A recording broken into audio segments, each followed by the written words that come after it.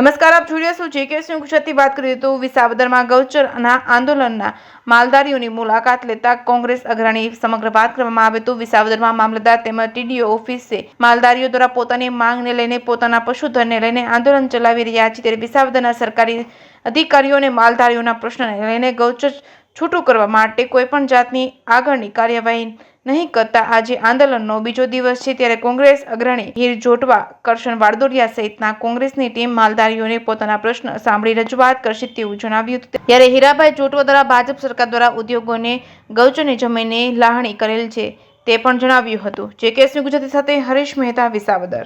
આજરોજ જુનાગઢ પાર્લામેન્ટના વિસાવદર મુકામે વિસાવદર શહેર અને તાલુકાના આભાર વિધિ માટે હું આવેલો ત્યારે ધ્યાનમાં આવ્યું કે માલધારીઓનો ગાયોના પ્રશ્ને કંઈક આંદોલન ચાલે છે. એમને સમજવા માટે અને જાણવા માટે, એમના દુઃખમાં ભાગ લેવા માટે અને યથાયોગ્ય જે પણ યોગ્ય રીતે એમને મદદ થાય એમના માટેની આજે શુભેચ્છા મુલાકાત લીધી. ખેડૂતોની વાત, માલધારીની વાત સાંભળી. જે ગૌચર છે કે જે કોઈના કબજાની નથી કે કોઈને મિલકત નથી, એવી ગૌચરના લીધે એમની પીડા છે. આ પીડા સાંભળતા તંત્ર યા તો સરકાર એમના માટે હરગીજ ધ્યાન નથી આપતું. જ્યારે સરકાર છે એ ઉદ્યોગોને ગૌચર આપી દે. સરકાર હાલમાં તાજેતરમાં જ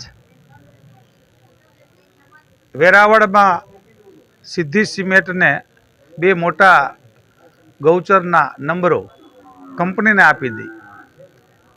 ગાયોની વાત કરનારા ગાયો ભૂખી મરે, ગાયોની બેહાલ હોય ત્યારે ગુજરાત આખાની જે સ્થિતિ છે એ સ્થિતિ સુધાર લાવવા માટે માલધારીઓ જે આંદોલન કરી રહ્યા છે તે માલધારીઓ પાસેથી વિગત મેળવી અને તંત્રએ યોગ્ય કાર્યવાહી કરે અને સરકાર આ બાબતમાં જાગૃત થાય એવી આ તકે અપીલ કરું છું.